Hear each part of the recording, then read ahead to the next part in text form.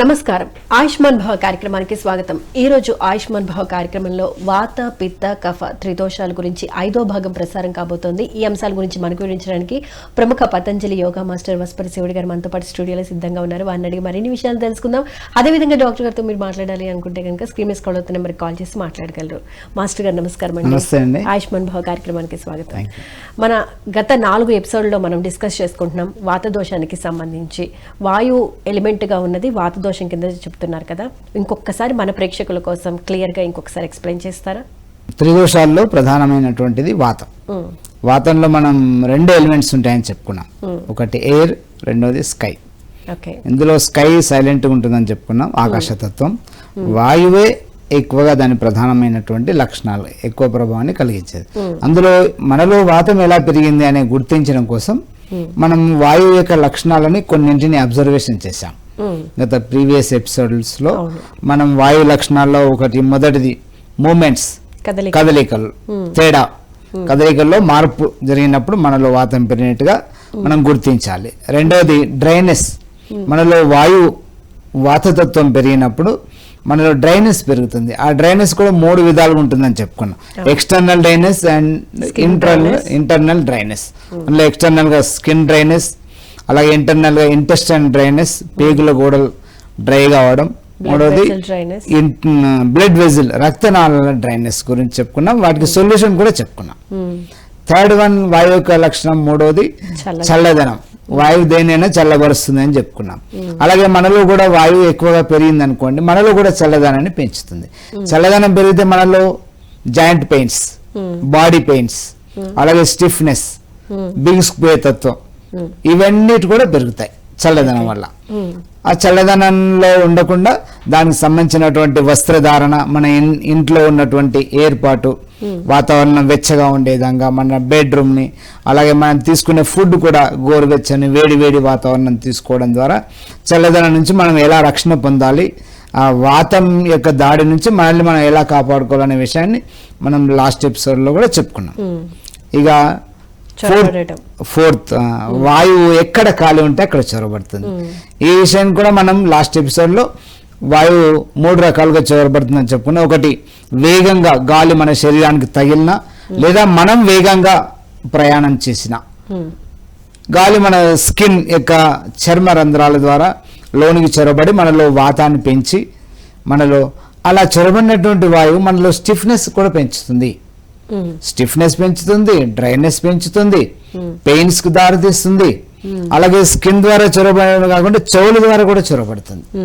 ఇలా ఫ్యాన్ ద్వారా, ప్రధానంగా జర్నీతో పాటుగా మనం ఎక్కడ జర్నీ చేయకుండా ఇంట్లో ఉన్న ఫ్యాన్ కింద పడకుండా కూడా చెవుల ద్వారా మన శరీరం యొక్క స్కిన్ రంధ్రాల ద్వారా వాయువు చొరబడి మనలో స్టిఫ్నెస్ ని, వాత సంబంధ రోగాల్ని పెంచుతుంది. చెవుల్లో గాలి దూరడం ద్వారా థైరాయిడ్ ప్రధానంగా వస్తుందని చెప్పుకున్నాం. అలాగే మెడ స్టిఫ్నెస్ అవ్వడం, హెడేక్ రావడము, తర్వాత పెరాలసిస్ కు దారి తీయడం, ఇలాంటివన్నీ కూడా చొరబడడం ద్వారా వస్తాయి. వాయు ద్వారా వాతంలో ఎన్నైతే వ్యాధులు ఉండో అవన్నీ కూడా వాతం పెరగడంలో వస్తాయి. మనం చెప్పుకునే లక్షణాలు పైకి మాత్రం మనకు తెలిసినవి చెప్పుకుంటున్నాం, తెలియకుండా లోపల అనేక రకాల చేంజెస్ వస్తాయి. వాత సంబంధ వ్యాధులు 70% అని చెప్పుకున్నాం. అందులో ఏవైనా రావచ్చు మన శరీరానికి, మన యొక్క బాడీ యొక్క నేచర్ ని బట్టి. మనం ఫస్ట్ ఎపిసోడ్ ఇంట్రొడక్షన్ లో చెప్పుకున్నాం, బాడీ యొక్క నేచర్ బై బర్త్ వస్తుందని చెప్పుకున్నాం. ఇందులో కొంతమంది వాత ప్రకృతితో జన్మిస్తారు, మరి కొంతమంది పిత్త ప్రకృతితో జన్మిస్తారు, మరి కొంతమంది కఫ ప్రకృతితో జన్మిస్తారు. ఇందులో వాత ప్రకృతితో జన్మించినటువంటి వాళ్ళకి, వాత శరీరం ఉన్నటువంటి వాళ్ళకి ఇప్పుడు చెప్పిన లక్షణాలు ఎక్కువగా కనిపిస్తాయి. అదే పిత్త ప్రకృతి వాళ్ళకి కొద్దిగా తక్కువగా కనిపిస్తాయి. సో ఈ లక్షణాలు ఉన్నప్పుడు కఫ ప్రకృతిలో జన్మించినటువంటి వాళ్ళకి, బై బర్త్ కఫ ప్రకృతిలో వాళ్ళ బాడీ నేచర్ ఉన్నటువంటి వాళ్ళకి ఇంకా చాలా తక్కువగా ఈ లక్షణాలు కనిపిస్తాయి. ఇక్కడ ఎక్కువగా ఇప్పటిదాకా చెప్పుకున్న లక్షణాలు ఎక్కువగా ఎవరిలో కనిపిస్తాయి? మనం చెప్పుకున్న సమస్యలన్నీ కూడా ఎక్కువగా వాత ప్రకృతిలో ఉన్నటువంటి వాళ్ళలో ఎక్కువగా కనిపిస్తాయి. దాన్ని అనుసరించి మనం జాగ్రత్తలు తీసుకోవాలి. చొరబాడంలో చెవుల ద్వారా దూరినప్పుడు చెవుల్లో దూది పెట్టుకొని పడుకోవాలి. అలాగే జర్నీ చేసినప్పుడు కూడా విండో సీట్ దగ్గర కూర్చున్నా, లేదా బైక్ మీద ట్రైన్లో జర్నీ చేసినా చెవులో దూది పెట్టుకోవాలి. అలాగే మన షర్ట్ స్కిన్ ద్వారా కూడా చొరబడకుండా, ఎలాంటి పడుకున్నప్పుడు పల్చటి బెడ్షీట్ మన ఒంటి పైన కప్పుకొని పడుకోవడం, వీటి ద్వారా మనం చొరబడకుండా ఎక్స్టర్నల్గా బయట నుంచి చొరబడకుండా చూసుకుంటాం. ఇక చొరబడంలో ఇంకొక ప్రధానమైన అంశం ఉపవాసం. దీన్ని మనం లాస్ట్ ఎపిసోడ్ లో కొద్దిగా టచ్ చేసాం, దీనిలో మనం డీటెయిల్ గా చెప్పుకుందాం. తప్పకుండా ఇదే మెయిన్ టాపిక్ గా ఈ రోజు దాంట్లో చెప్పుకుందాం. ఎందుకంటే చాలా మంది ఉపవాసాలు ఉంటారు, ముఖ్యంగా మహిళల్లో ఎక్కువ మంది ఉంటారు. 70, 80, 90% మహిళలు కూడా ఏదో సందర్భంలో వారంలో 1-2 రోజులు ఉపవాసాలు ఉంటారు. పండుగలప్పుడైతే మనకు తెలుసు ఇంకా ఎక్కువగా ఉంటారు. ఈ ఉపవాస సందర్భంలో ఫాస్టింగ్ చేసినప్పుడు మనం భోజనం చేయకుండా ఖాళీగా ఉంటుంది స్టమక్. ఎక్కడ ఖాళీ ఉంటే అక్కడ వాయువు చొరబడుతుంది, స్టమక్ లో కూడా వాయువు చొరబడుతుంది. ఇలా స్టమక్ లో చొరబడిన వాయువు మిగతా వాటన్నిటికంటే కూడా ఎక్కువ సమస్యల్ని సృష్టిస్తుంది. ఇది అలా ఖాళీగా ఉన్నట్టు చొరబడిన వాయువు స్టమక్ లోనే ఉండకుండా మిగతా దేహం అంతా జర్నీ చేస్తుంది, అది కదులుతూ ఉంటుంది. మనం మొదటి రోజే చెప్పుకున్నాం, ఇది కదులుతూ ఉంటుంది, అనేక ప్లేసెస్ తిరుగుతూ ఉంటుంది. అలా తిరిగి ఒక దగ్గర ఈ పక్క సమస్య అంటే పెయిన్ రావడము, లేదా నొప్పి రావడము, మధ్యాహ్నం సాయంత్రం కల్లా ఇంకొక వైపు రావడము, ఒకే రోజు మార్చి వేరు ప్రదేశాలలో మన భాగాలలో నొప్పిని కలిగించడము, స్టిఫ్నెస్ కలిగించడము, ఇబ్బందులు కలిగించడము అన్ని కూడా ఈ ఉపవాసం ఫాస్టింగ్ ఉన్నప్పుడు చొరబడినటువంటి వాయువు ద్వారా కలుగుతుంది. అలాగే ఉపవాసం మనం 2-3 రకాలుగా చేస్తాం. కొంతమంది ఆధ్యాత్మిక చింతనలు ఎక్కువగా చేస్తారు. ఈ మధ్య హెల్త్ పైన అవేర్నెస్ పెరిగిన తర్వాత వెయిట్ తగ్గాలని ఎక్కువ వెయిట్ ఉన్నటువంటి వాళ్ళు ఎక్కువ మంది చేస్తారు, వెయిట్ తగ్గాలని చెప్పేసి. మరికొంతమంది వీక్లీ వన్స్ చేస్తే మన బాడీ డీటాక్సిఫికేషన్ అవుతుంది, శుద్ధి చేయబడుతుంది అనే విషయంలో చేయడం జరుగుతుంది. ఇక్కడ ఏదైతే ఎక్కువగా ఒబేసిటీలో ఉన్నటువంటి వాళ్ళు ఉపవాసం చేసినప్పుడు ఈ కనీసం మంచినీరు కూడా తీసుకోకుండా పూర్తిగా ఖాళీ పెడతారు. ఉపవాసం ఫాస్టింగ్ చేసినప్పుడు తప్పకుండా స్టమక్ ఖాళీ ఉంచకుండా గంటకోసారి గోరువెచ్చని నీళ్లు తాగుతూ ఉండాలి. ప్రతి 2-3 గంటలకు ఒకసారి గోరువెచ్చని నీళ్ళతో పాటు కొద్దిగా తేనె కూడా యాడ్ చేసుకొని తీసుకోవచ్చు, నీరసం రాకుండా ఉంటుంది. ఇక్కడ చాలా మంది చల్లని ద్రవాలు తీసుకుంటారు, కొంతమంది తెలియక ఫ్రూట్ జ్యూసెస్ అలాంటివి అస్సలు తీసుకోకూడదు. అలా తీసుకుంటే వాతం సమస్య ఇంకా 2 పెరుగుతుంది. ఇది ఒకటి. రెండోది, ఎవరైతే బరువు తగ్గాలని ఉపవాసాలు ఎక్కువగా చేస్తారో వాళ్ళు ఆ ఒబేసిటీ తగ్గకపోగా స్థూలకాయం ఇంకా పెరుగుతుంది. కారణం ఏంటంటే ఎంటీ స్టమక్ గా ఉన్నప్పుడు వాయువు లోనికి చొరబడి అది మన బాడీని అంతా కూడా బెలూన్ లాగా తయారు చేస్తుంది, ఒబేసిటీ ఇంకా పెరుగుతుంది. ఇక్కడ స్థూలకాయం వేరు, ఓవర్ వెయిట్ అధిక బరువు వేరు. ఇలా ఉపవాసాలు ఉన్నప్పుడు వాయువు ద్వారా ఒబేసిటీ కనిపించినటువంటి వాళ్ళు స్థూలకాయం అంటాం. బాగా తిని ఏ పని చేయకుండా పడుకునే వాళ్ళలో పెరిగేదంతా ఫ్యాట్. ఇక్కడ ఫ్యాట్ అండ్ ఊబకాయం రెండింటి మధ్యలో తేడా గుర్తించగలిగితే మనం బరువు తగ్గొచ్చు. ఈ విషయం చాలా మందికి తెలియదు. అందరూ చూడడానికి ఇలా ఒబేసిటీ బాగా స్థూలకాయం కనిపిస్తే ఫ్యాట్ అనుకుంటారు, కానీ అందరికీ ఫ్యాట్ కాదు, అది వాయువు. మన బాడీలో ఇలా ఎక్కువ గంటల తరబడి మనం ఉపవాసం ఖాళీగా ఉంచినప్పుడు స్టమక్ లో వాయువు చొరబడుతుంది, అది మన సెల్లోకి మన బాడీలోకి అందరికి చొరబడి బాడీని బెలూన్ లాగా తయారు చేస్తుంది. మరి ఆ ప్రకోపాన్ని తగ్గించాలంటే ఏం చేయాలంటారు? ఇది వాయువు చొరబడకుండా చూసుకోవాలి. ఎలా చూసుకోవాలి? ఇప్పుడు చెప్పినట్టుగా ఉపవాసం ఫాస్టింగ్ ఉన్నప్పుడు గంటకోసారి గోరువెచ్చని నీళ్ళు తీసుకోవాలి. ఇక్కడ ఆధ్యాత్మిక చింతనలో ఉన్నటువంటి వాళ్ళు దేవుడి పూజ, వ్రతము, నోము చేసినప్పుడు నిర్జల ఉపవాసం చేస్తారు. ఇది మరిన్ని సమస్యలకు దారితీస్తుంది. నిర్జల ఉపవాసం అనేది ఎక్కడా లేదు, అలా చేయకూడదు కూడా. ఉపవాసం అనేది ఎలా చేయాలి మీ మాటల్లో? అదే చెప్పుకుంటాం.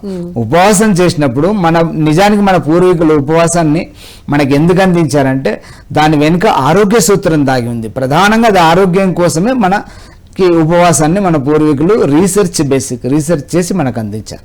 అయితే దీన్ని నేరుగా ఆరోగ్యం పేరు చెప్పి హెల్త్ గురించి చెప్తే ఎవరు అంత సీరియస్ తీసుకోరు కాబట్టి దేవుడితో జోడించారు. వేల సంవత్సరాల నుంచి భారతదేశంలో ఉన్నటువంటి భారతీయులందరూ కూడా ఎక్కువగా ఆస్తిక స్వభావం కలిగి ఉన్నటువంటి, అంటే దైవ చింతన ఎక్కువగా ఉంటుంది, భగవంతుని ఎక్కువగా నమ్ముతారు. అందుకని ఆ దేవుడితో జోడించి వారానికి ఒక రోజు ఈ దేవుడి పేరు ఏదో ఒక రోజు, ఆ దేవుడి పేరు ఏదో ఒక రోజు ఉపవాసం చేయాలి, లేదా నోము నోచినప్పుడు, వ్రతం చేసినప్పుడు, లేదా యజ్ఞం చేసినప్పుడు, ఇంట్లో ఏదైనా ప్రత్యేక పూజా కార్యక్రమం చేసినప్పుడు ఉపవాసంతో చేయాలి అనే నియమాన్ని జోడించారు. దాంతో అందరూ ఎక్కువగా ఫాలో అవుతున్నారు. ఉపవాసం నిజానికి ఏం జరుగుతుంది, ఉపవాసం చేసినప్పుడు మన శరీరంలో వారానికి ఒక రోజు చేసినప్పుడు మనం రోజు 3 పూటల భోజనం చేస్తాం. దాంతో జీర్ణాశయము, ప్యాంక్రియాస్, తర్వాత లీవరు, ఇంటెస్టైన్ ఇవన్నీ బాగా శ్రమ పడతాయి.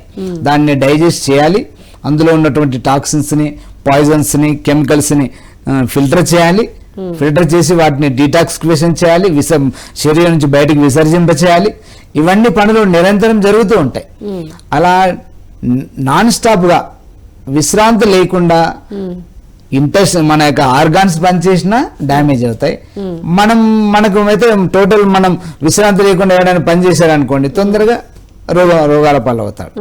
అందుకని మనమైతే ఉదయం డే అంతా పనిచేసి రాత్రికి పడుకుంటాం, కానీ మన లోపల ఉన్నటువంటి ఆర్గాన్స్ పడుకో, అవి పనిచేస్తూనే ఉంటాయి. అందుకని వారానికి ఒక రోజు ఇలా ఇంటర్నల్ ఆర్గాన్స్ కి విశ్రాంతిని ఇవ్వడానికి ఉపవాసాన్ని అందించారు, ప్రవేశపెట్టారు. ఆ రోజు ఏమవుతుంది, ఇప్పుడు చెప్పినట్టు ఇంటెస్టైన్, ప్యాంక్రియాస్, లీవర్, జీర్ణాశయం ఇవన్నీ కూడా రెస్ట్ తీసుకుంటాయి. అంటే ఆహారాన్ని అందివ్వకపోతే అవి రెస్ట్ తీసుకుంటాయి. ఎప్పుడైతే రెస్ట్ తీసుకుంటాయో తిరిగి అవి శక్తిని పుంజుకుంటాయి. మనం కూడా అంతేగా, రాత్రి పడుకుంటే పొద్దున్నే మళ్ళీ మనకి ఎనర్జీ వస్తుంది. పడుకోకుండా మనం రాత్రి పగులు పనిచేసామనుకోండి చేయలేం, 2 రోజుల కంటే ఎక్కువ చేయలేం, మనలో ఎనర్జీ ఉండదు. అలా మన ఇంటర్నల్ ఆర్గాన్స్ శక్తిని పుంజుకోవడానికి ఉపవాసాన్ని మనకు అందించారు. దాంతోపాటుగా ఆహారాన్ని తీసుకోకుండా ఉన్నప్పుడు మనం ప్రతి గంటకి ఒకసారి గోరువెచ్చని నీళ్ళు తాగడం వల్ల మన సెల్స్ అన్ని కూడా శుద్ధి చేయబడతాయి. సెల్స్ లో మన నిరంతరం మన బాడీలో కొన్ని వందలు వేల సెల్స్ ప్రతి సెకండ్ కి కొన్ని చనిపోతుంటాయి, వాటి స్థానంలో కొత్త రీజనరేట్ అవుతుంటాయి. ఆ చనిపోయినటువంటి సెల్స్ ని కూడా బయటికి డీటాక్సిఫికేషన్ చేయాలి బాడీ సెల్స్ ద్వారా, మన స్వెట్టింగ్ ద్వారా, అలాగే మనం యూరిన్ ద్వారా, మన మల విసర్జన ద్వారా, వీటన్ని ద్వారా మన బాడీలో ఉన్న కెమికల్స్, టాక్సిన్స్ అన్ని కూడా బయటకు విసర్జింపబడతాయి. ఆహారాన్ని మనం తగ్గించి ఉపవాసం ఉన్న రోజున కిడ్నీ పైన వీటిపైన బర్డెన్ తగ్గుతుంది, ఈజీగా ఫిల్టర్ అవుతాయి. దాంతో మన బాడీ కెమికల్స్ లేకుండా, టాక్సిన్స్ లేకుండా 1 అవర్ ఒకసారి వాటర్ తాగుతుంటే లోపల ఉన్న యాసిడ్స్ కూడా డైల్యూట్ అవుతాయి కదా. సో లేకపోతే కనుక స్టమక్ గోడలు కూడా డ్యామేజ్ అయ్యే ఛాన్స్. మన స్టమక్ యొక్క సహజ స్వభావం ఏంటంటే నిరంతరం యాసిడ్స్ ప్రొడ్యూస్ చేయడం. నిర్జల ఉపవాసం ఉన్నప్పుడు ఏమవుతుంది, యాసిడ్ లెవెల్ పెరిగి మన యొక్క జీర్ణాశయం గోడలు డ్యామేజ్ అవుతాయి, అల్సర్కి దారితీస్తాయి. ఆ పెరిగినటువంటి యాసిడ్ ఇంటెస్టైన్ లోకి ఎంటర్ అవుతుంది, ఇంటెస్టైన్ గోడల్ని కూడా డ్యామేజ్ చేస్తాయి, ఇంటెస్టైన్ లో కూడా అల్సర్స్ రావడానికి దారితీస్తుంది. ఆ అల్సర్ క్యాన్సర్ దాకా జర్నీ చేస్తుంది. ఇలా అనేక రకాల సమస్యల నుంచి బయటపడాలంటే ఉపవాసం బట్టి తప్పకుండా నీరు తాగాలి. గంటకోసారో 2 గంటలకోసారో గోరువెచ్చని నీళ్లు తాగాలి. చల్ల నీళ్ళు కాదు, గోరువెచ్చని నీళ్లు తాగాలి. ఇది ఉపవాసం చేయాల్సినటువంటి పద్ధతి. ఓకే, దీనికి విరుద్ధంగా చేస్తే తప్పకుండా దాని పరిణామాలను మనమే అనుభవిస్తాం. ఓకే, మరి అంటే ఇప్పుడు ఉపవాసం అని అంటే డే మొత్తం ఉపవాసం ఉండి నైట్ టైం భోజనం చేస్తూ ఉంటారు కదా, అలా చేయొచ్చు అంటారా? లేకపోతే మొత్తం అంటే 24 అవర్స్ మొత్తానికి స్టాప్ చేసేయాలంటారా? ఎలా తీసుకోవాలంటారు? మనము ఎన్ని గంటలు మనం డే అంతా 24 అవర్స్ చేస్తే మనకి ఎక్కువ లాభం కలుగుతుంది. మనం ఎంత శ్రమ చేస్తే అంత లాభం మనకు కలుగుతుంది, ఫలితం అంత బాగా వస్తుంది. 10 గంటలు డే అంతా చేస్తే మనం ఓన్లీ డేలో చేసి రాత్రి 1 టైం భోజనం తీసుకున్నా ఎంతైతే చేస్తామో అంత లాభం కలుగుతుంది. లేదు ఒక 5-6 గంటలు ఉపవాసం చేసినా కూడా లాభం కలుగుతుంది, మనం ఎంత చేస్తే అంత లాభం కలుగుతుంది. ఓకే, సో చొరబట్ట గురించి చాలా క్లియర్గా ఎక్స్ప్లెయిన్ చేశారండి. నెక్స్ట్ వాయువు యొక్క లక్షణాల్లో 5వది 5th వన్ పరివర్తన. అది పరివర్తన. ఇది ఇప్పటిదాకా మనం చెప్పుకున్నటువంటి ఈ చొరబాటు ఉంది కదా, ఇది ఖచ్చితంగా అందరూ బాగా జాగ్రత్తగా పాటిస్తే అనేక సమస్యల నుంచి ఈజీగా బయటపడగలుగుతారు. ఇక 5వది చొరబాటు. చొరబాటు కాదు, పరివర్తన. వాయువు మన దేహంలో నిరంతరం మార్పులను గురి చేస్తూ ఉంటుంది. నిత్య జీవితంలో మనం ప్రతి సమయం సందర్భంలో మనలో మన దినచర్యలో మార్పులు జరుగుతూ ఉంటాయి. ఇందులో 3 రకాలుగా ఉంటాయి. ఒకటేమో చిన్న చిన్న మార్పులు, చేంజెస్, రెండు పెద్ద మార్పులు. అందులో ఒకటేమో వివాహము, రెండవది తల్లి కావడం. వివాహంలోనేమో ఇద్దరికి వస్తుంది, పురుషులకి స్త్రీలకి, లేడీస్ అండ్ జెంట్స్ కి ఇద్దరికి వర్తిస్తుంది. తల్లి కావడం అనేది మహిళలకు సంబంధించినటువంటి ఈ రెండు పెద్ద పరివర్తన. దీన్ని మనం రేపు డిస్కస్ చేద్దాం. ఈరోజు చిన్న చిన్న పరివర్తనలు మాట్లాడుకుందాం. చిన్న చిన్న పరివర్తనలో మన దినంలో మనం పొద్దున్నే నిద్ర నుంచి లేచిన వెంటనే ఏమవుతుంది, అప్పటిదాకా నిద్రపోతూ ఉంటాం. మేల్కొన్న తర్వాత మనం మెలకువలోకి వస్తాం, జాగృత అవస్థలోకి వస్తాం. ఆ రెండింటి మధ్యకాలం ఉంటుంది కదా, దాన్ని సంధికాలం అంటాం. అంతకుముందు నిద్రపోయి ఉంటాం, ఆ తర్వాత మేల్కొని ఉంటాం. ఆ మధ్యలో నిద్ర నుంచి మేల్కొన్నటువంటి సమయం ఏదైతుందో సంధికాలం. ఈ సంధికాలంలో మనం వాటర్ తాగకూడదు వెంటనే. కానీ మనం వాటర్ మేనేజ్మెంట్ లో మనం చెప్పుకుంటాం, నిద్ర నుంచి లేచిన వెంటనే వాటర్ తాగాలని చెప్పుకుంటాం. ఎందుకు ఆ సంధి కాలంలో తాగకూడదు? మనం నిద్రపోయి ఉన్నప్పుడు మన శరీరంలో వేడి పెరిగి ఉంటుంది, పిత్తం పెరిగి ఉంటుంది. మీరు ఎప్పుడైనా నిద్ర నుంచి లేచిన వెంటనే మీరు అబ్జర్వ్ చేయండి, మీ శరీరం వేడిగా ఉంటుంది. మేల్కున్న తర్వాత ఒక 10-15 మినిట్స్ తర్వాత మన బాడీ టెంపరేచర్ నార్మలైజ్ అవుతుంది. మనం తెల్లవారుజామున నిద్ర నుంచి లేచిన వెంటనే మన శరీరం వేడిగా ఉంటుంది. అప్పటిదాకా నిద్రపోతున్నప్పుడు మనం ఎప్పుడైనా మనం టెస్ట్ చేసుకోవచ్చు, తెలుస్తుంది. వామ్ గా ఉంటుంది. నిద్ర నుంచి లేచిన తర్వాత ఒక 10-15 మినిట్స్ లో నార్మలైజ్ అయిపోతుంది, body temperature room temperature equal అవుతుంది. అయితే ఆ సంధికాలం ఉంటుంది కదా, నిద్ర అప్పటిదాకా నిద్రపోయిన సమయం, మేల్కొన్న సమయం, ఈ రెండు పరస్పర వ్యతిరేక స్వభావాలు. నిద్రలో ఉండడం, మేల్కొనడం రెండు వేరు వేరు విషయాలు, వ్యతిరేక అంశాలు. ఆ రెండింటి మధ్యలో ఉన్న సంధికాలం ఉంది, ఆ సమయంలో వాతం యొక్క ఎఫెక్ట్ బాగా పనిచేస్తుంది, అటాక్ చేస్తుంది అన్నట్టు. అంటే మనం జాగ్రత్తలు పాటించకపోతే ఆ నిద్ర నుంచి లేచి వెంటనే మనం నార్మల్ వాటర్ కానీ కూల్ వాటర్ కానీ తాగామనుకోండి, మన బాడీలో యాక్సిడెంట్ అవుతుంది. అందుకని అప్పుడు ఎలాంటివి తీసుకోవాలి, గోరువెచ్చని నీళ్ళు, బాడీ టెంపరేచర్ ఈక్వల్ అయిన గోరువెచ్చని నీళ్ళు తీసుకుంటే ఆ యొక్క ఈ వాతం యొక్క ప్రభావం నుంచి మనం బయటపడవచ్చు. ఏం జరుగుతుంది, మనం అప్పటిదాకా ఉన్నటువంటి శరీర స్వభావము ఆ తర్వాత మేల్కొన్న తర్వాత సంధికాలంలో ఇంటర్నల్ గా యాక్సిడెంట్ అవుతుంది. దీన్ని ఇలా చెప్పుకోవచ్చు. అంటే అప్పటిదాకా మనం నిద్రపోయి ఉన్నప్పుడు మన దేహంలో జీవనక్రియలు ఒక విధంగా జరుగుతుంటాయి, నిద్ర నుంచి మేల్కొన్న తర్వాత జీవనక్రియలు ఇంకొక విధంగా జరుగుతుంటాయి. దీన్ని మనం ఒక 2-3 ఎగ్జాంపుల్స్ చెప్పుకుంటే గానీ మనం అర్థమవుతుంది. ఆ సమయంలో వెంటనే నీళ్లు తాగాలంటే గోరువెచ్చని నీళ్లు తాగవచ్చు. నార్మల్ టెంపరేచర్ వాటర్ తాగాలంటే 10-15 మినిట్స్ ఆగిన తర్వాత తాగవచ్చు. ఇది ఒక చిన్న పరివర్తన. రెండోది, మనం బాగా పరిగెత్తి అలసటతో ఉన్నప్పుడు వెంటనే నీరు తాగకూడదు. అలా తాగితే ఇంకా పెద్ద ప్రమాదం జరుగుతుంది. మనం బాగా పరిగెత్తినప్పుడు లేదా హార్డ్ వర్క్ అలసిపోయే విధంగా బాగా పనిచేసినప్పుడు మన దేహంలో జీవనక్రియలు వేగంగా జరుగుతుంటాయి, వేడి పెరిగి ఉంటుంది బాగా. అప్పుడు సడన్ గా మనం చల్లనీళ్ళు తాగినాం అనుకోండి, ఎంత ప్రమాదం అంటే మరణించే అంత ప్రమాదం, చనిపోయే ప్రమాదం కూడా జరుగుతుంది. ఆ సందర్భంలో మనం గోరువెచ్చని నీళ్ళు తాగొచ్చు, కానీ వెంటనే చల్ల నీళ్ళు తాగకూడదు. అలా అలసటతో ఉన్నప్పుడు ఒకవేళ చల్లనీళ్ళు కానీ నార్మల్ వాటర్ తాగాలంటే అలసట అంతా పోయిన తర్వాత మనం పరిగెత్తినప్పుడు ఎలా ఉంటుంది, మన బాడీలో టెంపరేచర్ బాగా పెరిగి ఉంటుంది, రెస్పిరేటరీ శ్వాస బాగా వేగంగా జరుగుతూ ఉంటుంది, అలాగే బ్లడ్ సర్క్యులేషన్ వేగంగా జరుగుతుంటుంది ఎగుడు దిగుడుగా. అప్పుడు మనం సడన్ గా మనం నార్మల్ వాటర్ లేదా చల్లనీళ్ళు తాగామనుకోండి, ఇది మొత్తం వ్యవస్థ అంతా కూడా అస్తవ్యస్తం అవుతుంది. ఎలా అంటే ఇప్పుడు వెహికల్ ఇలా ముందుకు వెళ్తూ ఉంటుంది, సడన్ గా మనం రివర్స్ గేర్ వేస్తే ఏమవుతుంది, అలా అవుతుంది బాడీలో. సాధారణంగా బాగా అలుపొచ్చినప్పుడు, అలసటగా ఉన్నప్పుడు, లేకపోతే నిజంగా పరిగెత్తినప్పుడు వెంటనే వాటర్ తాగాలన్న ఇంటెన్స్ బాగా ఎక్కువగా ఉంటుంది, అప్పుడు గటగట తాగేస్తూ ఉంటారు. సో అలా చేయకూడదు. అది ఇప్పుడు అలా చేస్తే మన జీవనక్రియలు అన్ని కూడా అస్తవ్యస్తం అవుతాయి. సింపుల్ గా మనకు అర్థమయ్యేటట్టు చెప్పాను. ఇలా వెహికల్ ముందుకు వెళ్తుంటే సడన్ గా రివర్స్ గేర్ వేస్తే ఆ ఇంజిన్ లో ఎలాంటి గడబడ అవుతుందో మన బాడీలో కూడా అలాగే జరుగుతుంది. ఎందుకంటే బాడీ కూడా యంత్రమే. సో ఏదైనా అంటే హడావిడిగా ఉన్నప్పుడు కానివ్వండి, లేకపోతే జాగింగ్ చేసినప్పుడు కానీ, లేకపోతే ఏదైనా పని చేస్తున్నప్పుడు వెంటనే వాటర్ తాగకూడదు. వెంటనే నార్మల్ వాటర్ తాగకూడదు, లేదా చల్లని వాటర్. ఆ సందర్భంలో గోరువెచ్చని నీళ్ళు తాగొచ్చు వెంటనే అయినా తాగొచ్చు. ఎందుకంటే అప్పటికి బాడీ టెంపరేచర్ కూడా పెరిగి ఉంటుంది కాబట్టి గోరువెచ్చని నీళ్ళు తాగడం వల్ల ఇలాంటి మన బాడీలో ఇబ్బంది జరగదు. చల్లని నీళ్ళు తాగితేనే ఇబ్బంది. ఇది ఎక్కడి దాకా ఇది మనకు లైవ్ ఎగ్జాంపుల్ చాలా కనిపిస్తాయి. ఆ మధ్య ఆర్మీ సెలక్షన్ లో, పోలీస్ సెలక్షన్ లో వాళ్ళకి 20-25 ఇయర్స్ చిన్న ఏజ్ లో యూత్ ఉంటారు. వాళ్ళకి తక్కువ సమయంలో షార్ట్ టైంలో టార్గెట్ పెడతారు. ఒక 5 కిలోమీటర్ 8 కిలోమీటర్ ఉండేది ఇంతకు ముందు, ఇప్పుడు తగ్గించారు అనుకోండి. ఆ షార్ట్ టైంలో ఆ టార్గెట్ పూర్తి చేయడానికి బాగా వేగంగా పరిగెత్తినటువంటి యూత్, కొంతమంది రెస్పిరేషన్ వీక్ ఉన్నటువంటి వాళ్ళు, కొంతమంది హార్ట్ వీక్ ఉన్నటువంటి వాళ్ళు పరిగెత్తలేక పడిపోయేవాళ్ళు. వాళ్ళకి ఆ వేగానికి, ఆ జీవనక్రియల వేగానికి ఆక్సిజన్ ఎనర్జీ సరిపోక, రెస్పిరేటరీ సిస్టమ్ కోఆపరేట్ చేయలేక, ఆ వేగానికి హార్ట్ బీట్ కూడా పెరిగి అది కూడా కోఆపరేట్ చేయలేక మ్యాచ్ అవ్వక పడిపోయేవాళ్ళు.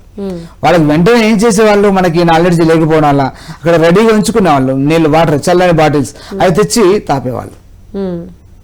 ఆ వెంటనే చనిపోయేవాళ్ళు. అలా సంఘటనలు చాలా జరిగినాయి మనకి. ప్రతి సెలక్షన్ లో ఒకరు లేదా ఇద్దరు ముగ్గురు పిల్లలు చనిపోయినటువంటి సందర్భాలు చాలా ఉన్నాయి. ఆ సందర్భాల్లో దాదాపు నేను 7-8 ఏళ్ల కిందనే, దాదాపు 10 సంవత్సరాల నుంచి నేను ఈ టాపిక్ అనేక యోగా శిబిరాల్లో, ఫ్రీ యోగా శిబిరాల్లో నేను చెప్పాను చాలా. అలాగే నేను పోలీస్ డిపార్ట్మెంట్కి వాళ్ళకి నేను free yoga sessions, free yoga camps conduct చేశాను. వాళ్ళకి ప్రత్యేకంగా ఈ విషయం చెప్పాను నేను. అలాంటి సందర్భంలో వెంటనే చల్లనీళ్ళు కాకుండా గోరువెచ్చని నీళ్లు తాగితే చనిపోయేవాడిని కూడా మనం బతికించవచ్చు. చనిపోయే అవకాశం ఉన్నటువంటి వ్యక్తి కూడా గోరువెచ్చని నీళ్ళు తాగితే వాడు బతికే అవకాశాలు పెరుగుతాయి. చల్లనీళ్ళు తాపడం వల్ల బతికే అవకాశాలు ఉన్నా కూడా చనిపోవడం జరుగుతుంది. అంటే బాడీ టెంపరేచర్ ఆల్రెడీ కొంచెం హీట్ గా ఉంటుంది కాబట్టి వెంటనే ఆపోజిట్ గా కూల్ వాటర్ అనేది తాగకూడదు, ఆపోజిట్ గా తీసుకోకూడదు. ఆపోజిట్ గా తీసుకుంటే అయితే ఇప్పుడు నేను మనం చెప్పినట్టుగా వెహికల్ ని ముందుకు వెళ్తుంటే రివర్స్ గేర్ వేసినట్టుగా అవుతుంది. ఇది ప్రమాదానికి దారితీస్తుంది. ఇంటర్నల్ గా యాక్సిడెంట్ జరుగుతుంది. ఇది ఇలా తీసుకోకూడదు. అలా చేస్తే, అందుకనే దీన్ని ఇంకా సులభంగా చెప్తాను. మనం యాక్సిడెంట్ జరిగినప్పుడు మనం మామూలుగా చాలా సందర్భాల్లో చూసింటాం. ఒక వ్యక్తికి యాక్సిడెంట్ జరిగింది అనుకోండి, అప్పుడు ఏం చేస్తారు, ఆ పక్కన వాళ్ళు ఎవరన్నా వెళ్ళి చల్ల నీళ్ళు నోట్లోకి వస్తారు. బాటిల్లో వాళ్ళ దగ్గర ఉన్నటువంటిది, అంటే ఆ యాక్సిడెంట్ గురైనటువంటి వ్యక్తి లోపల వాతం సడన్ గా పెరుగుతుంది. పెరిగి ఈ గొంతు, నాలుక అంతా కూడా డ్రై అవుతుంది. అప్పుడు దాహం అని అరుస్తాడు. అలా దాహం అరిసినప్పుడు మనం అక్కడ ఎవరైనా చుట్టుపక్కల వెళ్ళి చల్ల నీళ్ళు తాపుతారు, చనిపోతారు. ఆ సందర్భంలో చల్ల నీళ్ళు తాపకూడదు.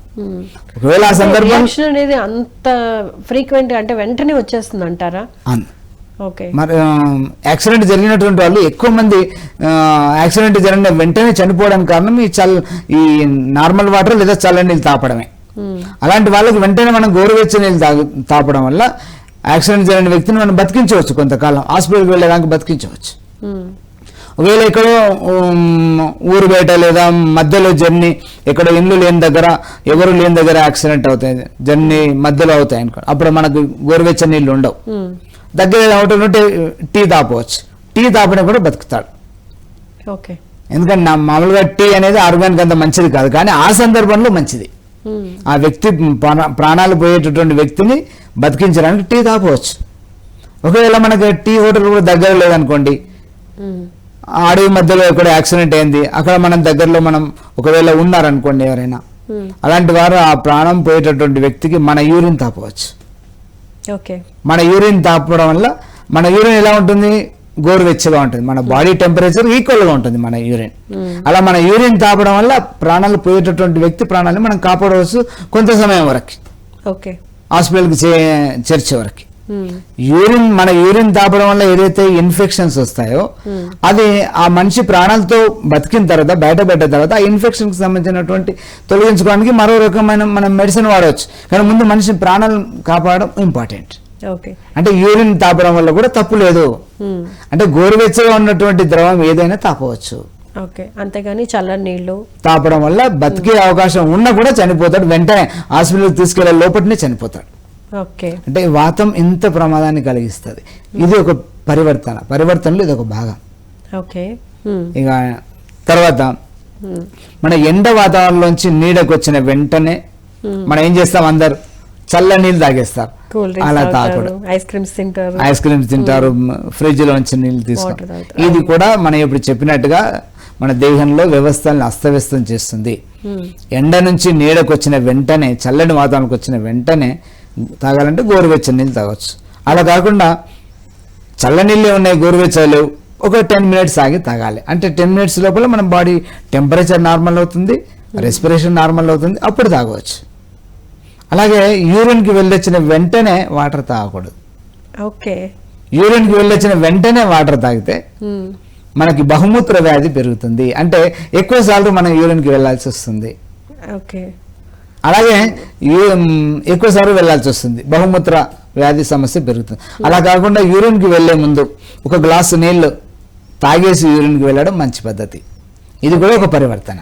ఓకే. ఇలా తాగి చూడండి. వాటర్ తీసుకోవడంలో కూడా చాలా రకాలు. ఇది వాటర్ మేనేజ్మెంట్ లో మనం ఇంకా డీటెయిల్ గా చెప్పుకుంటాం. అది ఒక 3-4 ఎపిసోడ్స్ అయితే అది ఇంపార్టెంట్. అది కూడా వాటర్ ఎలా తీసుకోవాలో మనకు తెలియదు. యూరిన్ కి వెళ్లే ముందు ఒక గ్లాస్ వాటర్ తీసుకొని వెళ్ళండి. మన యూరిన్ బ్లాడర్ ఈజీగా ఖాళీ అవుతుంది, మన బాడీలో ఉన్న యూరిన్ మొత్తం పాస్ అవుతుంది, మనకు బహుమూత్ర వ్యాధి ఉన్నా కూడా తగ్గుతుంది. చాలా మంది, నేను ఇంతకు ముందు వేరే ఛానల్స్ లో ఈ టాపిక్ చెప్పడం జరిగింది, వాటర్ మేనేజ్మెంట్. అది చూసినటువంటి వాళ్ళు యోగా శిబిరాలు కూడా నేను చాలా చెప్పాను. అది ఫాలో అయినటువంటి వాళ్ళు నాకు కాల్ చేసి చెప్పారు, సార్ నాకు ఇంతకు ముందు రాత్రి సమయంలో 10 సార్లు పోయేవాడిని, యూరిన్కి 5-6 సార్లు పోయేవాడిని, మీరు చెప్పింది పాటించిన తర్వాత రాత్రి నుంచి మళ్ళీ పొద్దున లేచే వరకు ఆ సమస్య తగ్గింది sir, without medicine. Okay. So urine కి వెళ్లే ముందే ఒక గ్లాస్ వాటర్ తీసుకుని వెళ్ళాలి. మీకు దాహం వేసినా వేయకపోయినా యూరిన్ కి వెళ్ళాలనిపించింది అనుకోండి, ఒక గ్లాస్ వాటర్ తాగి వెళ్ళండి. ఓకే. మీకు బహుమూత్ర చాలా మంది చెప్తూ ఉంటారు కదండి, అంటే దాహంగా అనిపిస్తే మాత్రమే వాటర్ తాగాలి, మన బాడీ చెప్తుంది ఎంత వాటర్ కావాలి, ఎంత తాగాలి అనేది. సో అటువంటిప్పుడు యూరిన్ కి వెళ్లే ముందు వాటర్ తాగాలని మీరు అంటున్నారు, మరి ఎలా? ఇది ఇప్పుడు మీరు చెప్పిన పైన కూడా కరెక్టే. ఎప్పుడు మన దాహం వేసినప్పుడే నీళ్లు తాగాలి. అది ఎప్పుడు ఎలాగా, దాహం వేసినప్పుడే కడుపు నిండా తాగవచ్చు, దాహం వేయకుండా కడుపు నిండా తాగకూడదు. ఇలా కొద్ది కొద్దిగా తాగొచ్చు. దాహం వేయనప్పుడు ఒక 1/2 గ్లాసు 1 గ్లాసు తాగవచ్చు. మామూలుగా ఇక్కడే కూర్చున్నారు మీరు, దాహం వేయకుండా ప్రతి 1/2 అవర్కో గంటకో ఒకసారి 1/2 గ్లాస్ వాటర్ తాగొచ్చు. యూరిన్కి వెళ్ళాలనుకున్నప్పుడు అనుకో 1 గ్లాస్ తాగండి. ఎందుకంటే యూరిన్ బ్లాడర్ అంతా కూడా మొత్తం ఖాళీ అవ్వాలంటే పడుతుంది, బర్డెన్ పడుతుంది, యూరిన్ బ్లాడర్లో యూరిన్ అంతా కూడా బయటకు వచ్చేస్తుంది. ఇది మనకు అనేక రకాల లాభం కలిగిస్తుంది. అనేక సందర్భాల్లో మళ్ళీ మళ్ళీ యూరిన్కి వెళ్ళాల్సినటువంటి సమస్య ఉన్న వాళ్ళకి ఇది మెడిసిన్ లాగా పనిచేస్తుంది, బహుమూత్ర వ్యాధి తగ్గుతుంది. ఓకే. సో యూరిన్ కి వెళ్ళాలి అనుకున్నప్పుడు కనుక ఒక 1/2 గ్లాస్ కానీ ఫుల్ గ్లాస్ కానీ వాటర్ తాగాలి. యూరిన్ నుంచి వచ్చిన తర్వాత తాగకూడదు. ఓకే. నెక్స్ట్, మల విసర్జనకు వెళ్లే ముందు, వెళ్ళొచ్చిన వెంటనే నీరు తాగకూడదు. ఓకే. ఇది కూడా అలా తాగితే మలబద్ధక సమస్య పెరుగుతుంది, కాన్స్టిపేషన్ సమస్య పెరుగుతుంది. ఓకే. అందుకని జరుగుతుంది అసలు లోపల మల విసర్జనకు వెళ్ళేక ముందు మీరు ఒక గ్లాసు నీళ్లు తాగి వెళ్ళండి. ఇంటెస్టైన్ పైన బర్డెన్ పడుతుంది, ఇంటెస్టైన్ లో ఉన్నది మొత్తం ఈజీగా ఖాళీ అవుతుంది. మీరు అలా కాకుండా మల విసర్జనకు వెళ్ళి చాలా మంది ఏం చేస్తారు, వెళ్ళొచ్చినాక తాగుతారు. యూరిన్ కైనా అంతే, యూరిన్కి వెళ్ళొచ్చినాక వాటర్ తాగుతారు.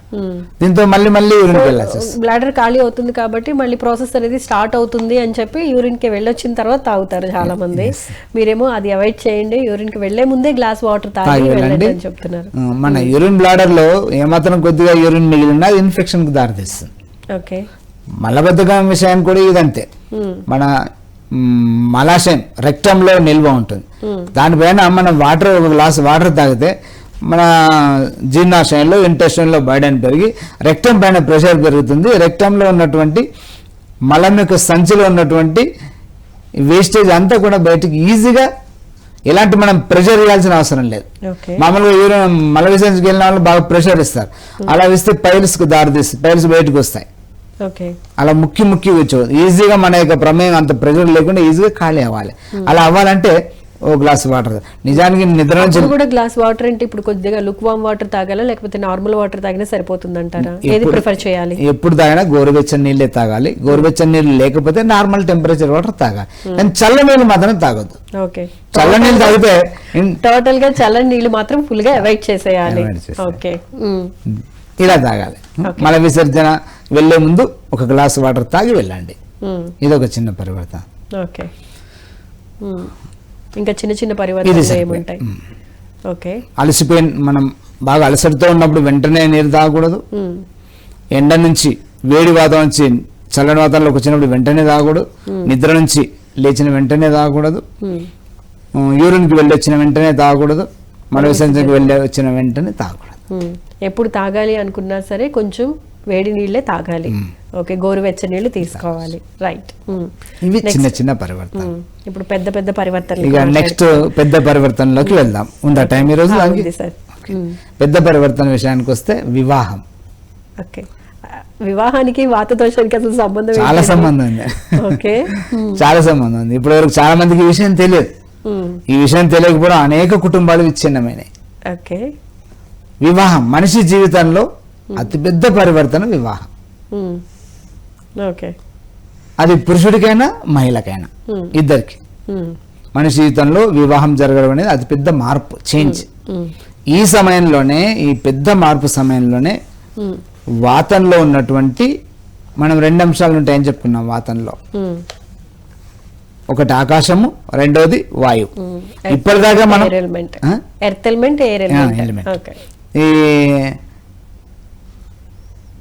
ఆకాశం దాన్ని ఈధర్ అంటాం కదా, ఈధర్ లేదా స్కై.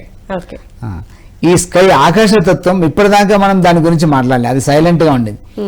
ఈ పరివర్తన సమయంలో అది యాక్టివ్ అవుతుంది. అది మన శరీరం పైన అటాక్ చేస్తుంది. ఈ ఆకాశతత్వం మన దేహంలో దేనిపైన ప్రభావం చూపిస్తుంది? ఆకాశతత్వాన్ని మన బాడీలో దేనితో పోలుస్తాం? మీరేం చెప్పగలరా? మన ఈ ప్రకృతిలో, నేచర్లో ఎలాగైతే ఆకాశము, వాయువు, అగ్ని, జలము, పృథ్వీ, ఈ పంచతత్వాలు ఎలాగా నేచర్లో ఉన్నావో సరిగ్గా ఆ పంచతత్వాలన్నీ కూడా మన దేహంలో కూడా ఉన్నాయి. వాటర్ మనకు తెలుసు, మన బాడీలో వాటర్ ఉంటుంది. మన బయటికి కనిపించే ఫిజికల్ బాడీ భూమి తత్వం, పృథ్వీ తత్వం. వాయువు ఉంటుంది, మనం శ్వాస తీసుకుంటాం తెలుసు. అగ్ని మన జనరల్, మన బాడీ ఎప్పుడు కూడా టెంపరేచర్ వేడిగా ఉంటుంది, అగ్ని తత్వం ఉంది. ఇక మనకు తెలియని విషయం ఆకాశతత్వం. వాయువు యొక్క లక్షణాల్లో 5వ పరివర్తనలో ఉన్నాం మనం. ఈ పరివర్తనలో ఇప్పటిదాకా మనం చిన్న చిన్న పరివర్తనలు, మ్యారేజ్ గురించి మాట్లాడుకుంటాం. వాయువు లక్షణాలు ఈ 4-5 ఎపిసోడ్ కూడా మనం వాయువుని గురించే మాట్లాడుకున్నాం. కానీ వాతంలో ఆకాశతత్వం కూడా ఒకటి ఉంటుందని మనం మొదటి రోజు చెప్పుకున్నాం. ఇప్పటిదాకా అది సైలెంట్ ఉంది, ఇన్ని సందర్భాల్లో సైలెంట్ ఉంది. ఇప్పుడు ఈ పరివర్తన సమయంలో అది చైతన్యవంతం అవుతుంది, అది మన పైన అటాక్ చేస్తుంది. ఇది పెద్ద పరివర్తనలో. ఈ మనిషి జీవితంలో వివాహం అనేది, మ్యారేజ్ అనేది పురుషుల్లో కానీ స్త్రీలలో కానీ అతి పెద్ద పరివర్తన, జీవితంలోనే ఒక పెద్ద చేంజ్. ఇది అందరూ తెలిసే విషయం. సరిగ్గా ఈ చేంజ్, ఈ పరివర్తన, మార్పు ఈ సమయంలోనే ఆకాశతత్వం మన పైన దాడి చేస్తుంది. దాని యొక్క ప్రభావం ఎక్కడ ఉంటుంది? మన బాడీలో ఏదైతే ఆకాశతత్వం ఉందో, ఇది మనసు పైన దీని యొక్క ప్రభావం బాగా పడుతుంది. వాతం యొక్క లక్షణం ఏంది? ఆకాశమైనా వాతమే, వాయువైనా వాతమే. సహజంగా వాతం యొక్క లక్షణం డ్రైనెస్. దేన్నైనా డ్రైగా మారుస్తుంది, కఠినంగా మారుస్తుంది, స్టిఫ్ గా మారుస్తుంది, గరుకుగా మారుస్తుంది, సాఫ్ట్ గా ఉండనిది. సరిగ్గా ఇక్కడ ఆకాశతత్వం కూడా ఈ మార్పు, వివాహ సందర్భంలో కలిగే పెద్ద మార్పు సందర్భంగా మన మనసు పైన దాడి చేస్తుంది. మన మనసుని డ్రైగా మారుస్తుంది, అంటే గరుకుగా మారుస్తుంది, హార్డ్ గా, కఠినంగా మారుస్తుంది. అడ్జస్ట్ కాలేకుండా కఠినంగా మారుస్తుంది. సాఫ్ట్ గా ఉన్నది ఏదైనా అడ్జస్ట్ అవుతుంది, గరుకుగా, హార్డ్ గా, కఠినంగా ఉన్నటువంటిది అడ్జస్ట్ అవ్వవు. ఇది ఎలా జరుగుతుందంటే, నిన్నటి వరకు వివాహం జరగకముందు, మ్యారేజ్ జరగకముందు వరకు, పెళ్లి కంటే ముందు నిన్నటి వరకు మన జీవితంలో ఎవరైతే ముఖ్యమైనటువంటి వ్యక్తులు ఉంటారో, ఎవరుంటారు మన జీవితంలో? అమ్మా నాన్న. అది పెళ్లి కంటే ముందు రోజు వరకు. పెళ్లి తర్వాత ఎవరుంటారు? Husband or wife. ఇది నిన్నటి వరకు అయితే మన జీవితంలో ఎప్పుడు కూడా మనం ఊహించను కూడా ఊహించాం. నా జీవితంలో అమ్మా నాన్న కంటే కూడా ముఖ్యమైనటువంటి వాళ్ళు నా జీవితంలో వస్తారని మనం ఎప్పుడు ఎక్స్పెక్ట్ చేయం, మనకు ఆ ఊహనే రాదు. పెళ్లితోనే అది వస్తుంది. పెళ్లి మనలో లేకున్నా పెళ్లి జరగడంతోనే ఆ తంతు పూర్తి అవ్వడంతోనే నిన్నటి వరకు మన జీవితంలో ప్రధానమైనటువంటి వ్యక్తులు రెండవ ప్రధానంలోకి వెళ్తారు. మనతో నిన్నటి వరకు మనం ఎప్పుడు చూడని వ్యక్తి, కలని వ్యక్తి మన జీవితంలో అందరికంటే కూడా ప్రధానమైనటువంటి పాత్రలోకి వస్తారు. అది భార్య కానీ భర్త కానీ ఇద్దరికి వర్తిస్తుంది. ఈ సందర్భంలోనే మన మనసు అడ్జస్ట్ అవ్వలేకపోతుంది. ఓకే, మనసు దీన్ని రిసీవ్ చేసుకోలేకపోతుంది. ఇది అతిపెద్ద పరివర్తన. ఈ సందర్భంలోనే ఆ రిసీవ్ చేసుకోకపోవడం వల్ల జీవితంలో అడ్జస్ట్ కాలేక అనేక రకాల కలతలు, సమస్యలు వచ్చే అవకాశం ఉంటుంది. ఇలాంటి ప్రమాదాన్ని మన ఈ వాత పిత్త కఫ త్రిదోషాల గురించి చెప్పినటువంటి మహర్షులు ఎవరైతే ఉన్నారో వారు రీసెర్చ్ చేసి, ఈ సందర్భాన్ని కూడా రీసెర్చ్ చేసి దీనికి సొల్యూషన్ కూడా మనకు చెప్పారు. ఎటువంటి సొల్యూషన్స్ అండి? వాతానికి ఏదైతే డ్రైనెస్, వాతం యొక్క సహజ లక్షణం డ్రైనెస్ అండ్ స్టిఫ్నెస్, బిగుసుకుపోవడము, గరుగ్గా ఉండడం, మనం ఫ్రీగా మాట్లాడుకున్న మాలో మనం బిగుసుకొని కూర్చున్నాం అనుకోండి, వాతతత్వం. అది అడ్జస్ట్ కాలేకపోవడం వాతతత్వం. ఈ వాతతత్వాన్ని గుర్తించి తిరిగి దాన్ని అది పెరగకుండా తిరిగి దాన్ని సాఫ్ట్ గా చేయడానికి సొల్యూషన్ చెప్పారు. అది ఆహారం ద్వారా. అంటే ఆకాశతత్వాన్ని బ్యాలెన్సింగ్ చేయాలి. ఆకాశతత్వాన్ని బ్యాలెన్స్ చేయడానికి ఆహారం బాగా పనిచేస్తుంది. మనం తీసుకునే ఆహారం ఎలాంటి ఆహారం తీసుకోవాలి? నూతనంగా పెళ్లి జరిగినట్టు దంపతులు ఏది కూడా చల్లని పదార్థాలు తీసుకోకూడదు. చల్లని పదార్థాలన్నీ వాతాన్ని పెంచుతాయి, మనం ఇప్పటిదాకా చెప్పుకున్నాం. అవును. అలాగే చల్లని ప్రదేశానికి కూడా వెళ్ళకూడదు. అలాగే ఎప్పుడూ వండినటువంటి పదార్థాలని తినకూడదు. ఎండిపోయినటువంటి పదార్థాలను తినకూడదు. సాఫ్ట్నెస్ పెంచేది, డ్రైనెస్ తగ్గించేది, సాఫ్ట్నెస్ పెంచేది. నూనె, నెయ్యితో కూడినటువంటి మధురమైనటువంటి స్వీట్స్, మధురమైనటువంటి పిండి వంటలు, అందులో నూనె, నెయ్యి ప్రధానమైనటువంటి భోజనం అందించడం ద్వారా ఈ సమస్యని మనం అధిగమించవచ్చు.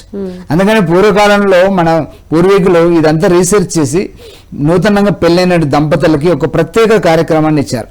30 to 40 days ఆ దంపతుల్ని ఎక్కడికి బయటికి పంపించకుండా ఇంట్లోనే ప్రత్యేకమైన గదిలో ఉంచి 30 to 40 days ఈ వాతతత్వాన్ని నిరోధించేటటువంటి, సాఫ్ట్నెస్ పెంచేటటువంటి నూనె, నెయ్యితో కూడినటువంటి, నూనె, నెయ్యి ప్రధానమైనటువంటి ఇందులో. అలాగే మధురమైనటువంటి స్వీట్స్ కూడా మనలో సున్నితత్వాన్ని, సాఫ్ట్నెస్ పెంచుతాయి. అలాగే నూనె, నెయ్యి బాగా అధికంగా ఉండాలంటే పిండి వంటలు రకరకాల, ఇవన్నీ కూడా తాజాగా, అంటే ఏ పూట కాపుట వండినట్టు తాజా వంటలు చేసి దంపతులకు ఇచ్చేవాళ్ళు. అంటే దీన్ని మనం రజోగుణం కలిగించేటట్టు భోజనం కూడా చెప్పుకోవచ్చు. అలా ఒక గదిలో ఉంచి ప్రత్యేకంగా ఇచ్చేవాళ్ళు 30 to 40 days. ఈ 30 to 40 days ఏదైతే ఉందో ఇది మొత్తం 100 సంవత్సరాల జీవితానికి పునాది లాంటిది. ప్రత్యేకమైన గదిలో మంచి వాతావరణంలో మంచి భోజనం, ఇలాంటి భోజనం ఇచ్చేవాళ్ళు. ఏ పూటగాడు వండినటువంటి నూనె, నెయ్యి అధికంగా ఉన్నటువంటి వేడి పదార్థాలు ప్రత్యేకంగా ఆ దంపతులకు ఇచ్చేవాళ్ళు 30 to 40 days. ఈ 30 to 40 days లోనే వారు ఇద్దరు కాకుండా ఒకరే అవుతారు. భార్యాభర్తలు ఇద్దరు వేరుగా ఉండరు, ఒక్కరిగానే ఉంటారు. ఎందుకంటే ఏదైనా మనం పని చేసినా ఆ పనిలో వారిద్దరు అభిప్రాయాలు ఒకే విధంగా ఉంటాయి, ఒకరి అభిప్రాయం లాగానే ఉంటుంది. ఏ విషయం మాట్లాడినా ఇద్దరు అభిప్రాయం ఒకటే ఉంటుంది. అందుకనే ఒకరే అవుతారు, ఇద్దరు పోయి ఒకరు అవుతారు, అంతగా కలిసిపోతారు అన్నట్టు. మన జీవితంలో ఎలాంటి, అంటే ఇప్పుడు భార్యాభర్తల్లో ఇద్దరిలో ఒకరికి వాత ప్రకోపం ఉన్నా కూడా ఆ మ్యారేజ్ అనేది సాఫ్ట్ గా సాగదంటారా? సాగదు. ఏమవుతుందో చెప్పుకుందాం. ఆ ఇద్దరిలో మన జీవితంలో ఎలాంటి ఒడిదుడుకులు, మన జీవితం అంటేనే అనేక రకాల ఒడిదుడుకులు, కష్టాలు, విపరీతమైన పరిస్థితులు, సుఖ దుఃఖాలు ఇవన్నీ ఉంటాయి. ఎలాంటి విపత్కర పరిస్థితులు వచ్చినా కూడా ఆ ఇద్దరు విడిపోకుండా కలిపి ఉంచేటటువంటి దానికి పునాది ఈ 40 రోజులు. మన పూర్వీకులందరూ ఇది పాటించే వాళ్ళు. అందుకని 100 సంవత్సరాల వరకు కూడా వారిద్దరు భార్యాభర్తలు ఒకరిగా ఉండేది. మరి ఇప్పుడు ఏమవుతుంది? 1 సంవత్సరం మాత్రం కలిసి ఉండలేకపోతున్నారు. కారణం, నూతనంగా పెళ్లి జరిగిన దంపతులు ఎలాంటి పదార్థాలు తీసుకోకూడదు అలాంటి పదార్థాలు తీసుకుంటున్నారు. చల్లని పదార్థాలు ఏమీ తీసుకోకూడదు, కానీ పెళ్లి ప్రారంభం కాకముందు నుంచే కూల్ డ్రింక్స్ తాగడం స్టార్ట్ చేస్తారు భార్యాభర్తలు ఇద్దరు కూడా. అది కూడా ఒకటే బాటిల్లో 2 స్ట్రాలు వేసుకొని లాగిచ్చేస్తారు. ఓకే. ఇదంతా కూడా ఒకరినొకరిని అర్థం చేసుకోవడం తీసి పక్కన పెట్టండి, వాతత్వం పెరిగి వాళ్ళిద్దరికి మధ్య తగువులు అనేవి స్టార్ట్ అవుతాయి తెలియకుండా, వాళ్ళకి తెలియకుండా. ఓకే. అలాగే మనకి ఇంకా సమయం చాలా తక్కువ ఉంది కాబట్టి మనం ఇక్కడతో స్టాప్ చేద్దామండి. నెక్స్ట్ ఎపిసోడ్ లో ఇంకా క్లియర్ గా ఎక్స్ప్లెయిన్ Important చేస్తారు subject. పెద్ద పెద్ద పరివర్తనల గురించి. అందులోనూ మీరు మ్యారేజ్ గురించి చెప్పారు అండ్ కొంచెం టచ్ చేశారు, ఆ తర్వాత ప్రసవం గురించి ఎక్స్ప్లెయిన్ చేస్తా అన్నారు. రైట్, మా కాలర్స్ అడిగిన ప్రశ్నలకు కూడా చాలా చక్కగా సమాధానాలు చెప్పినందుకు ధన్యవాదాలండి. థ్యాంక్ యూ సో మచ్ అండి. చూసారు కదండి, ఇది ఇవాళ ఆయుష్మాన్ భవ కార్యక్రమ విశేషాలు. మరో ఎపిసోడ్ లో మళ్ళీ కలుసుకుందాం. అంతవరకు చూస్తూనే ఉండండి PMC. నమస్కారం.